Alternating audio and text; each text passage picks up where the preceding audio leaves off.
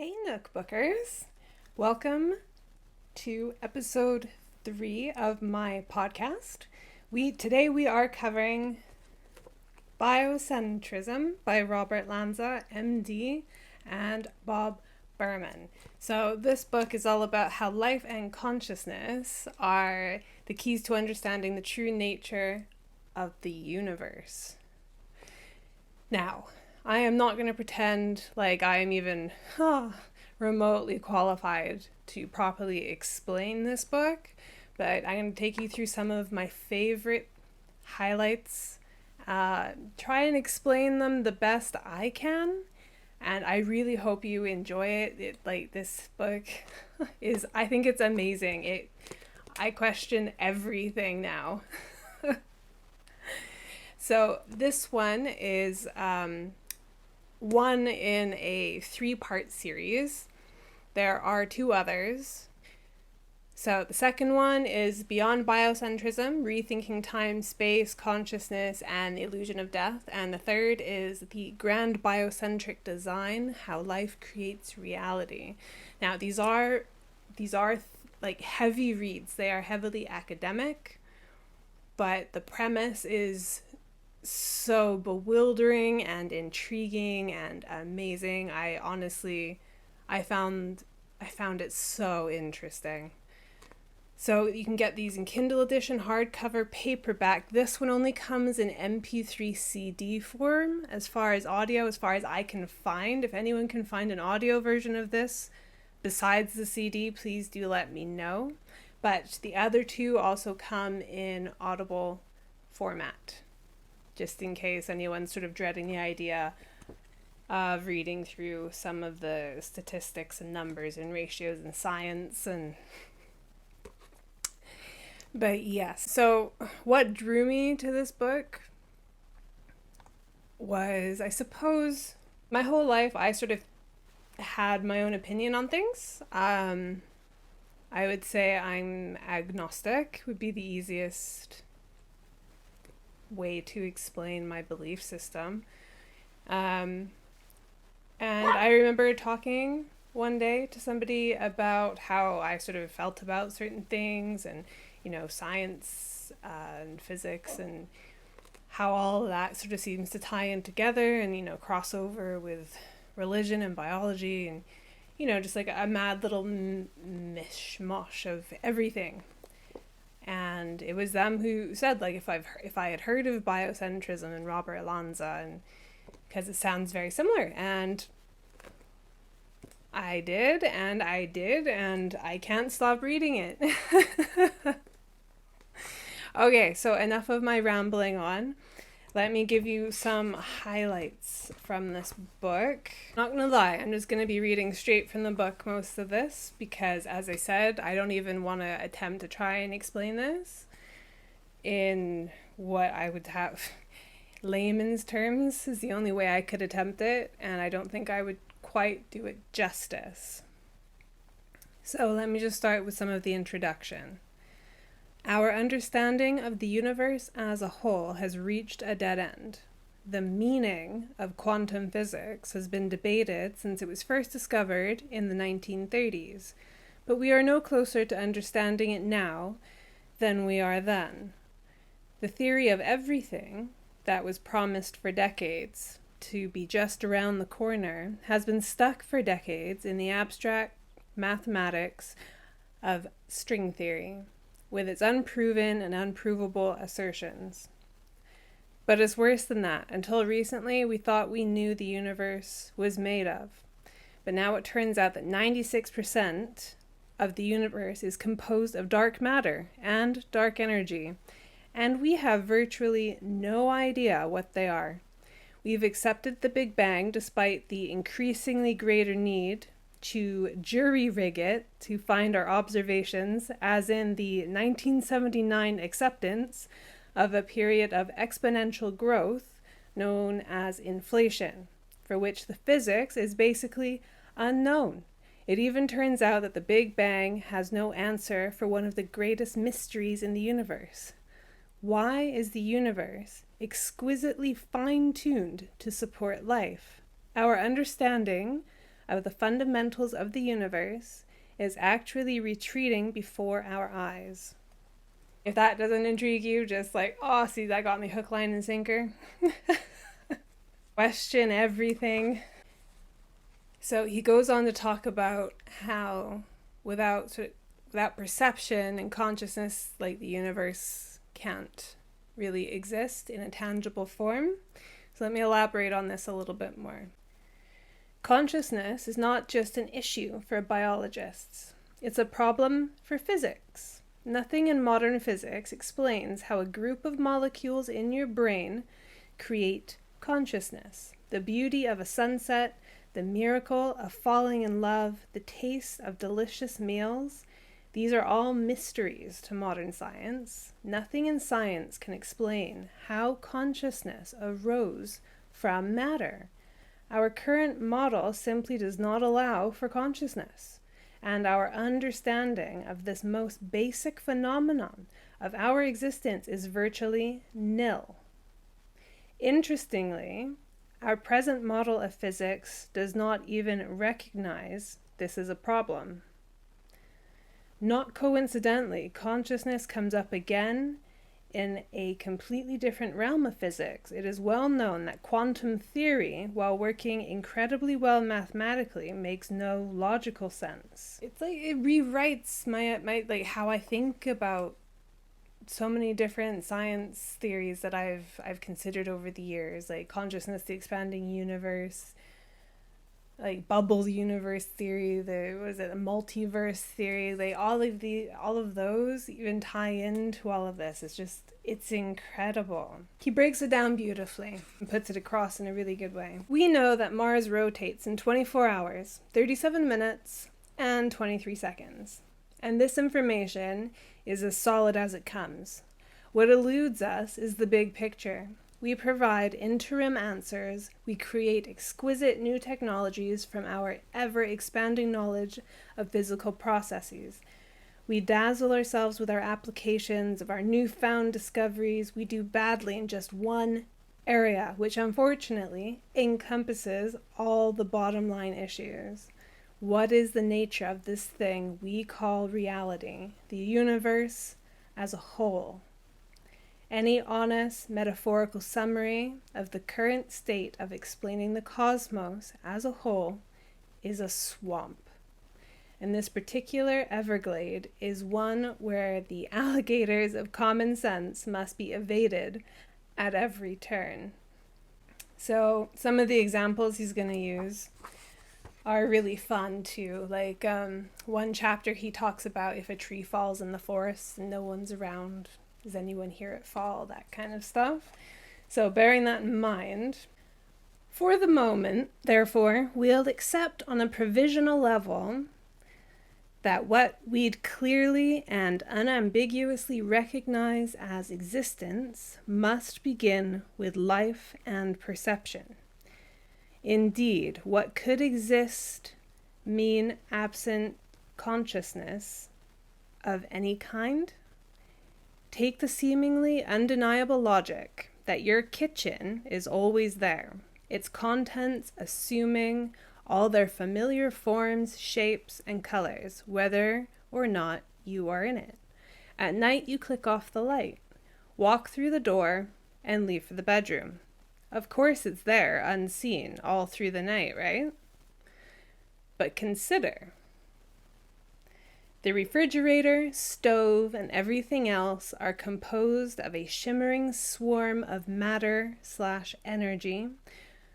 Quantum theory, to which we will devote 2 full chapters, tells us that not a single one of those subatomic particles actually exists in a definite place. Rather, they merely exist as a range of possibilities that are unmanifest in the presence of an observer.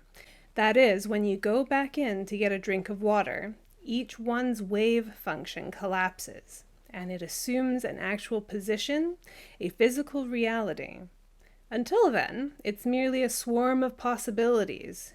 And wait, if that seems too far out, then forget quantum madness and stay with everyday science, which comes to a similar conclusion, because the shapes, colors, and forms known as your kitchen are seen as they are solely because photons of light from the overhead bulb bounce off the various objects and then interact with your brain through a complex set of retinal and neural intermediaries. This is undeniable.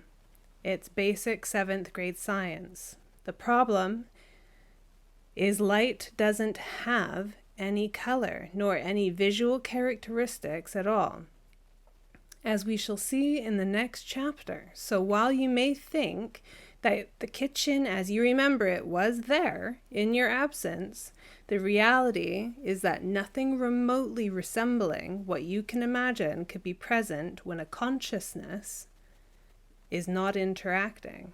If this seems impossible, stay tuned. This is one of the easiest, most demonstrable aspects of biocentrism. Like, whoa, right? I bet you're thinking about your kitchen right now. I like how Robert Lanza he draws so much attention to all the gaps in human knowledge of the universe. How did the Big Bang happen? Unknown. What was the Big Bang? Unknown. What, if anything, existed before the Big Bang? Unknown. What is the nature of dark energy, the dominant entity of the cosmos? Unknown. What is the nature of dark matter, the second most prevalent entity? Unknown. How did life arise? Unknown. How did consciousness arise? Unknown. What is the nature of consciousness? Unknown. What is the fate of the universe, for example? Will it keep expanding? Seemingly, yes. Why are the constants the way they are? Unknown. Why are there exactly 4 forces? Unknown. Is life further experienced after one's body dies? Unknown. And which book provides the best answers? There is no single book. So it makes you wonder what you actually learned at school, doesn't it? Now, the most important part going through all of this, granted, like I said, it is a heavy read, it is thick academia. There are charts and graphs and things to show, like, people who are math and science savvy, hats off to you guys. You are the future of the world, because I look at these and it's just like, what? No, water off a duck's back. It is way over my head. But that doesn't mean the other aspects, this information, stuff that I've been reading to you, doesn't totally make sense. So I'm going to read you this this last little bit, biocentrism's take on the cosmos, and it's going to cover some of the principles of biocentrism. There is no separate physical universe outside of life and consciousness. Nothing is real that is not perceived. There was never a time when an external, dumb, physical universe existed, or that life sprang randomly from it at a later date. Space and time exist only as constructs of the mind, as tools of perception, experiments in which the observer influences the outcome are easily explained by the interrelatedness of consciousness and the physical universe. Neither nature nor mind is unreal. Both are correlative. No position is taken regarding God. Consider again the 7 principles we have established. So these are touched on in all the prior chapters, and this is him coming back around for a nice summation. First principle of biocentrism. What we perceive as reality is a process that involves our consciousness, and external reality, if it existed, would, by definition, have to exist in space. But this is meaningless because space and time are not absolute realities, but rather tools of the human and animal mind. Second principle of biocentrism. Our external and internal perceptions are inextricably intertwined. They are different sides of the same coin and cannot be divorced from one another. Third principle of biocentrism. The behavior of subatomic particles, indeed all particles and objects, are inextricably linked to the presence of an observer. Without the presence of a conscious observer, they at best exist in an undetermined state of probability waves. Fourth principle of biocentrism. Without consciousness, matter dwells in an undetermined state of probability. Any universe that could have preceded consciousness only existed in a probability state. Fifth principle of biocentrism. The structure of the universe is explainable only through biocentrism. The universe is fine-tuned for life, which makes perfect sense as life creates the universe, not the other way around.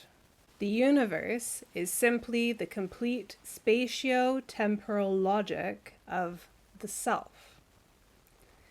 Sixth principle of biocentrism. Time does not have a real existence outside of animal sense perception. It is the process by which we perceive changes in the universe. And the seventh principle of biocentrism. Space, like time, is not an object or a thing. Space is another form of our animal understanding and does not have an independent reality. We carry space and time around with us like turtles with shells. Thus, there is no absolute self-existing matrix in which physical events occur independent of life. I give this book 5 stars.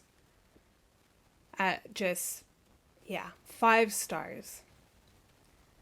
I know it seems like a pretty intense and heavy topic, but it is such an interesting read.